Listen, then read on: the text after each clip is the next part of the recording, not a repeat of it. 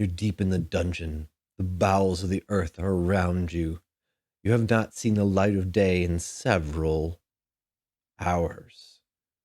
As you proceed further and further into the cold and damp corridors, your torch begins to flicker ever more, and the musty air is bereft of the oxygen for it to glow vigorously. And then, just as you are nearing a perilous chasm, a gust of wind lets out, tearing down the corridor. Your torch flickers and turns to a wisp of darkness. Actually, that doesn't apply to me because I have dark vision out to 60 feet. How often have you heard that one, folks? Because I've heard it a few times myself. How about this one? Hey, it's dark. I don't believe in dark vision. You can't see. And frankly, I think that a lot of the conversations around whether dark vision, as it's presented in 5th edition D&D, is good for classic dungeon delving gameplay is maybe rooted in some misunderstandings of how the mechanic actually works when you read it. And the first thing to keep in mind is that it's just a matter of how it works on the page. If you read Dark Vision and your reading comprehension stops there, and you base the rest of your game on the fact that some races have this little ability called Dark Vision, then of course, the presence of light and whether you need to use a lantern or a light spell or the like in a dungeon will be mooted. But look a little closer, and there's a real description of what this mechanic is. And the effect is basically that in areas of true darkness, where there's illumination which is less than the full moon, which is to say, even starlight, is darkness as far as the game is concerned. Even perhaps glowing embers of magma in a deep dungeon is still darkness as far as the game is concerned. In those areas, you can see out to 60 feet, as if those 60 feet were dim light. So what does that mean, that you're seeing this area as if it were dim? It means that you're taking a disadvantage to your perception checks based on sight. To elaborate a little more about what the consequences of that means, it means that you will miss things. Miss things like monsters hiding behind a wall, waiting for you, or trying to get away. After all, you are a dangerous, adventuring badass. You might miss things like a trap that's on the floor or hanging from the ceiling or the like. You might miss just the nature of the room itself, the sort of MC Escher optical illusion of whether you really are seeing what you're seeing or seeing just a picture of the thing. After all, as I broadcast this image to you on the screen, is this a cup or is it a picture of a cup? Is it a flat surface or is it a truly three-dimensional thing? That's the sort of thing that, it's difficult to discern when you don't have full advantage of your vision. And let's talk a little bit more about that, because dark vision does allow you to see, but it doesn't give you a light that only you can see by. And what I mean by that is that things that react to light, how light plays across surfaces, and whether you can kind of see how shadows cast and get that three-dimensional picture that our brains process into a perception of three-dimensional space, is not resolved by just this dim light answer to the question. For my part, I think that, as you look at things more than perhaps 20 feet away here in our world, the only separation of these two old Mark I eyeballs starts to become pretty insufficient for perceiving depth and shape. And that's where your brain starts to take over. It starts to interpret how light plays on things. It's the sort of knowledge that we formed subconsciously when we were just a baby and a toddler. And now it's the sort of thing that our optical cortex uses to see a cup at a distance and assume that it's a cup. Those assumptions are harder to form and might be more easily ill-founded when you don't have the advantage of light. Now, this is getting perhaps a little bit technical, a little bit abstract, but the goal is to simply say that darkness is not mooted as a hazard, as a thing to confront and a thing to work with by the presence of dark vision. As a matter of fact, it sort of brings in a sort of interesting play space out to the 60-foot margin. While the party is likely carrying a torch in order to not miss things like I talked about earlier that are right under their feet, out beyond that margin, out beyond the dimly lit margin that humans and Dragonborn are still squinting into, and into the 60-foot range, there can be things that are going bump in the night that your character might just be able to spot. Maybe. And vice versa. And into that range, you're able to see. Now, how often do you get into situations where things are 60 feet away when you're dungeon delving?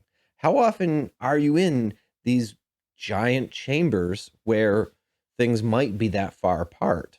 After all, I mean, how big are most people's vinyl battle mats that they put the miniatures on that they often play in?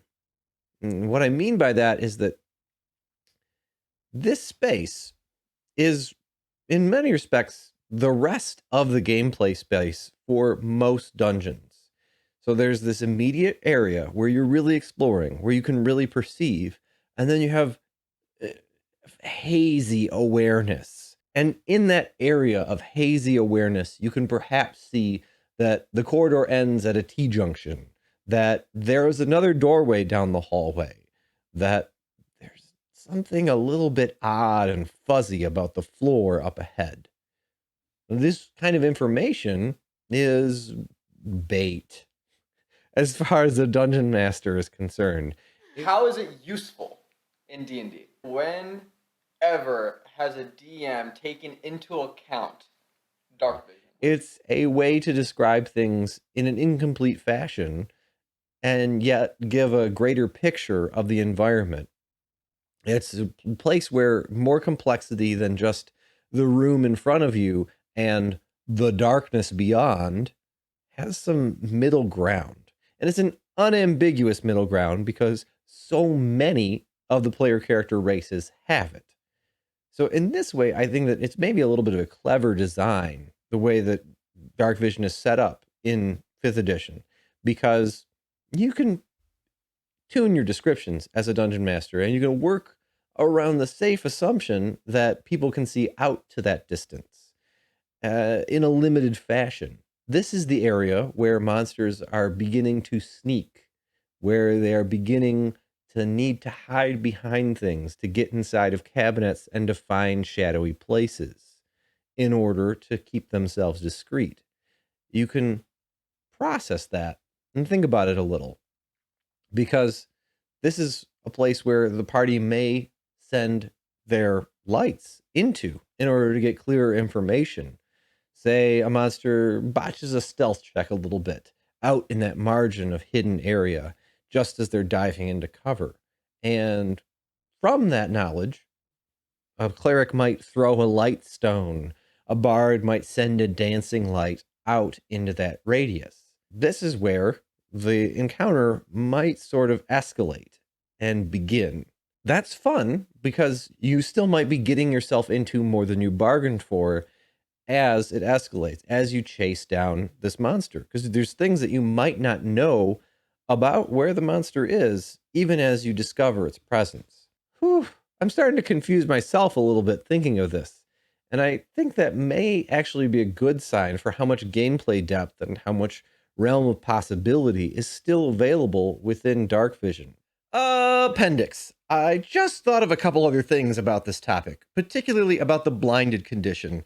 And when you're looking at things that are in darkness and thus heavily obscured, or when you're in darkness and you're wrestling with someone else in darkness, and how a lot of people have talked about how this seems to grind their gears, that, you know, if two fighters are wrestling in the dark, then the advantage and the disadvantage cancel each other out and they fight normally.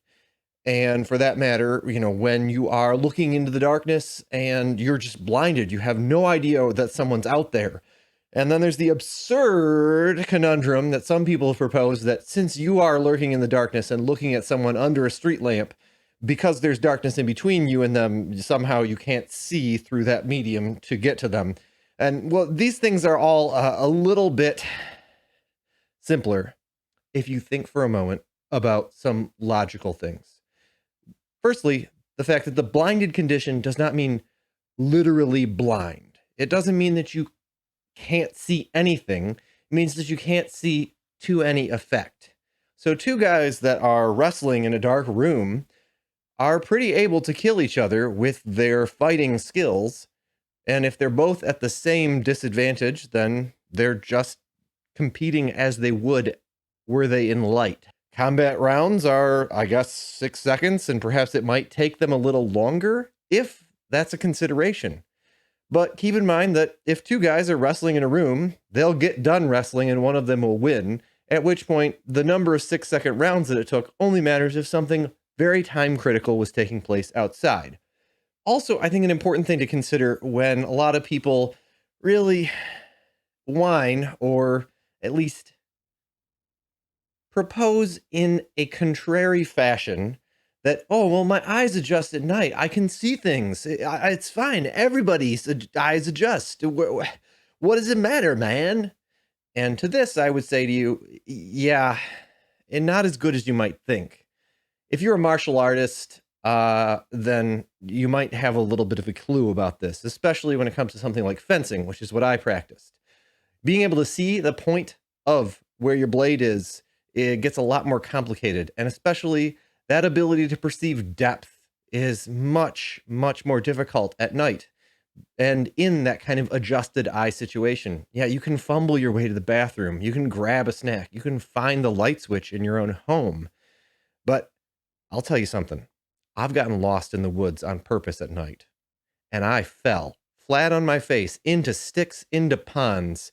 I prowled, even holding a torch, the kind of lawn light solar power things, and I struggled so much that I gave up.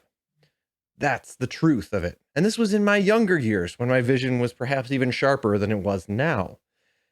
The truth of your eyes adjust is that your eyes adjust some, and they adjust just enough to be able to navigate in a very close by environment. And beyond that, your brain is making a lot of inferences. And just remember to apply logic. If you are good at wrestling, then you can do it in the dark against another guy who's also in the dark. And you can wrestle with knives sometimes too. Perhaps two fighters with swords, like I spoke about, are going to get to a little bit slightly closer quarters. Perhaps they're going to try and hold the blade up to each other's necks, rather than swing and parry and cling and clang. Narrate your combats, and a lot of this conundrum starts to go away. It might be easy to refute some of the things that I just said through the lens of saying that I'm putting the fiction ahead of the rules as written, but there are rules in the fictional world that apply over and above so many things that may be in the text of the rules. Gravity is one of them. And by the same token, you can't see my face now because there's a book in the way. I love the rules just as much as anyone. This is just a perspective on why I think some of these so-called conundrums within the existing rules may not be as problematic as some people say they are. Now, as far as the critique of resource depletion and how you used to run out of torches and how, you needed to get back to town in order to replenish your supplies, and other concerns about D&D 5th edition and how much it fits with the dungeon delving lifestyle and play style of yesteryear, well, I think those criticisms may have some other villains that they might look to more readily. Things like cantrips, things like the long and short rests, things that basically amount to the entirety of the 5th edition system. It used to be. And frankly, that's okay because there are lots of other D&D games that you might select and play when you have a taste for that. Slightly irritating player character from the skit at the beginning come from, which is to say that in some of the other versions of D&D, Darkvision was something which was just as good as real light. It was this sort of super spider sense that you really could see in the dark in a real full and complete fashion. It was like night vision or predator vision. Sometimes it's been described as infravision, that you could see things that were hot.